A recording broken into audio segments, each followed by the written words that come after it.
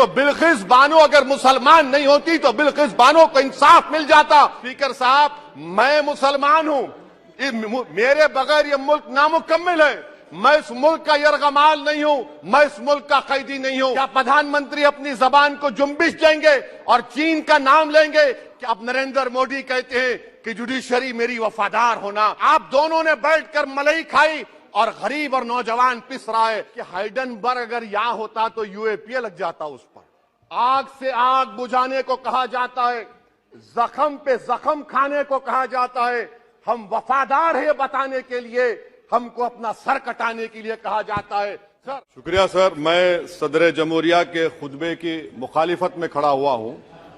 मैं बरसर इख्तिदार जमात से जानना चाहूंगा, क्या ये सच नहीं है, क्या ये सच नहीं है कि आप ही के आदाद शुमार 75वां NSSO का डेटा ये कहता है कि 25% मुस्लिम बच्चे पैसों की गुर्बत की वजह से तालीम से ड्रॉप आउट हो जाते हैं?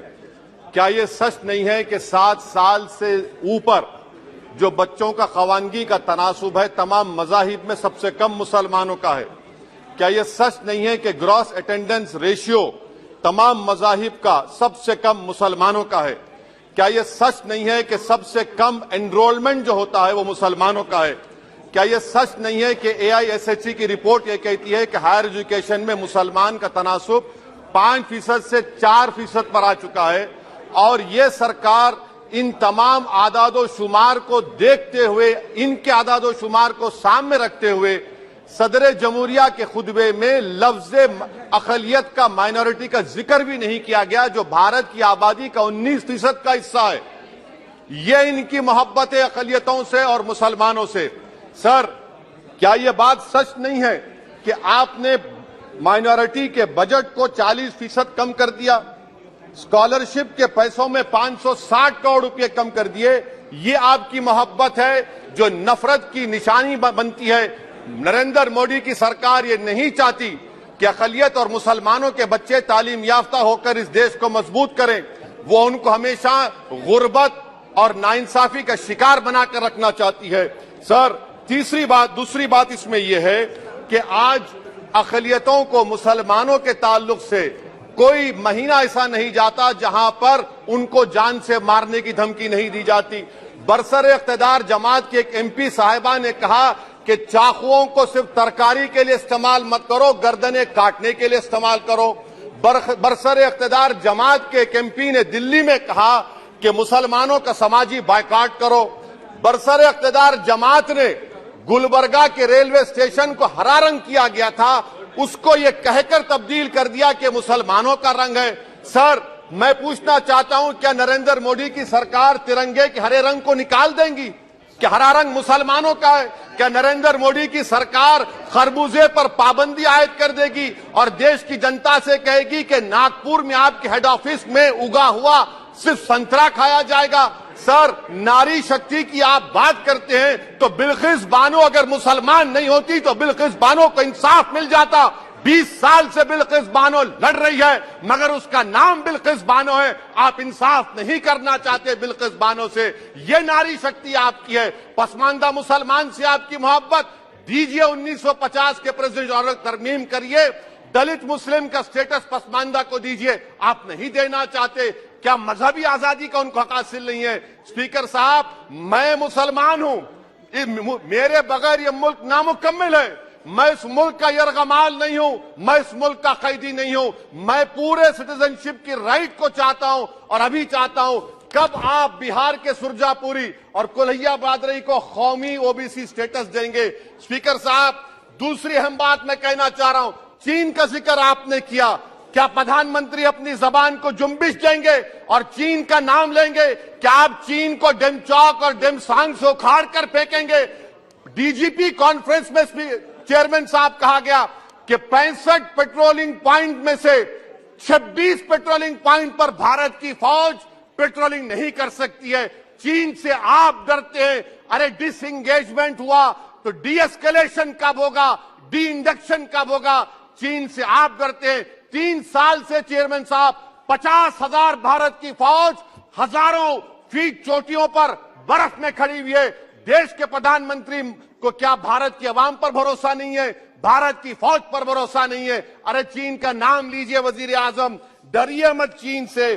तीसरी पॉइंट सर, हमारे कानून के मंत्री चले गए पैराग्राफ 79 और 82 में बेसिक स्ट्रक्चर पर, आईनी ओहदों पर बैठे हुए लोग बेसिक स्ट्रक्चर पर तनकीद करते हैं, लॉ मिनिस्टर कॉलेजियम पर तनकीद करते हैं। इस ऐवान में जब एनजेसी का बिल आया, मैं वाहिद एमपी था, अब याद होगा आपको, जो मैंने कहा था कि भारत के संविधान के खिलाफ होगा बेसिक स्ट्रक्चर के।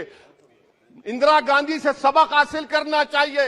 इंदिरा गांधी कहती थी कि जुडिशियरी मेरी पाबंद होना, अब नरेंद्र मोदी कहते हैं कि जुडिशियरी मेरी वफादार होना। इंदिरा गांधी ने 42nd अमेंडमेंट किया, देश की जनता ने इंदिरा गांधी को इख्तियार से बेदखल कर दिया। आप वही इंदिरा गांधी की राह को ला रहे हैं। आप बताइए स्पीकर साहब, क्या ईसाई मानने वाले व्हाइट टेरर हैं? क्या ईसाई मजहब के लोग व्हाइट टेरर को फरोग देते हैं? आप बताइए। मैं यहां पर जजेस को तहफ्फुज करने के लिए नहीं खड़ा हूं, मैं बेसिक स्ट्रक्चर की हिफाजत में बोल रहा हूं। मैं अदलिया की आजादी के लिए खड़ा हूं, मैं एग्जीक्यूटिव की आजादी के लिए खड़ा हूं, लेजिस्लेचर की आजादी के लिए खड़ा हूं। चेयरमैन साहब, कोर्ट का काम यह नहीं है, जजेस का काम यह नहीं है कि नरेंद्र मोदी सरकार की मदद करे। अदलिया का काम यह है कि इस देश की कमजोर और मजलूम आवाम से इंसाफ किया जाए। चौथा पॉइंट स्पीकर साहब, यहां पर एक बड़े सरमाएदार का जिक्र किया गया है। क्या यह बात सच नहीं कि कांग्रेस और बीजेपी ने ओलिगार्क्स को पैदा किया? आप दोनों ने मिलकर ओलिगार्क्स को पैदा किया। आज इसी वजह से 60% मुल्क की दौलत 1% जनता के पास है। आप दोनों ने बैठकर मलाई खाई और गरीब और नौजवान पिस रहा है। अरे बताओ, ये जो 28 लोगों की लिस्ट है जो देश का पैसा खाकर भाग चुके हैं या बैठे हुए, उसमें कोई मुगलों का नाम है क्या? कोई मुगलों का नाम नहीं है, मगर आप उस पर कुछ नहीं बोलेंगे। संडेस राज कंपनी 15,000 करोड़ नाइजीरिया और केनिया की कोर्ट में जाकर कहती है कि हम हिंदू हैं, भारत को आएंगे तो परसिक्यूशन होगा। आपने कोर्ट में कुछ नहीं कहा, वहां पर एसआईटी आपने बनाई। मगर शुक्र है, मैं लाइटर वेन में कह रहा हूं कि हाइडनबर्ग अगर यहां होता तो यूएपीए लग जाता उस पर। और सर, मैं नरेंद्र मोदी सरकार को मशवरा दे रहा हूं लाइटर वेन में कि ये अंग्रेजी का अल्फाबेट ए बड़ा अशुभ है आपके लिए। AA को आपने कहा कि बेटा फाइटर एयरक्राफ्ट बना, बैंकरप्ट हो गया। अब कैपिटल ए को आपने 17 इंडस्ट्री दे दिए, हम पूरे विश्व में मार्केट कैप हमारा 5वें नंबर पर आ गया। सर, देश के प्रधानमंत्री से बताना चाह रहा हूं कि वजीर दाखिला का नाम भी ए से शुरू होता है। मैं खत्म कर रहा हूं। मैं चेयरमैन साहब, मैं सरकार से पूछना चाह रहा हूं कि क्या जनवरी 2024 और फरवरी में क्या ये सरकार थर्मो न्यूक्लियर ब्लास्ट करने जा रही है? क्या आपने हमारे अतराफ में देख लिया कि उसके वाक़िब और नतायज क्या निकलने वाले हैं? चेयरमैन साहब, मैं आपको बता रहा हूं कि चीन के बारे में क्या हमको बीबीसी की रिपोर्टिंग की जरूरत पड़ेगी, जिस तरह 2002 गुजरात के बारे में कहा गया। स्पीकर साहब, अकलियतों के बारे में, मुसलमानों के बारे में एक शायर ने कहा था, आग से आग बुझाने को कहा जाता है, जख्म पे जख्म खाने को कहा जाता है।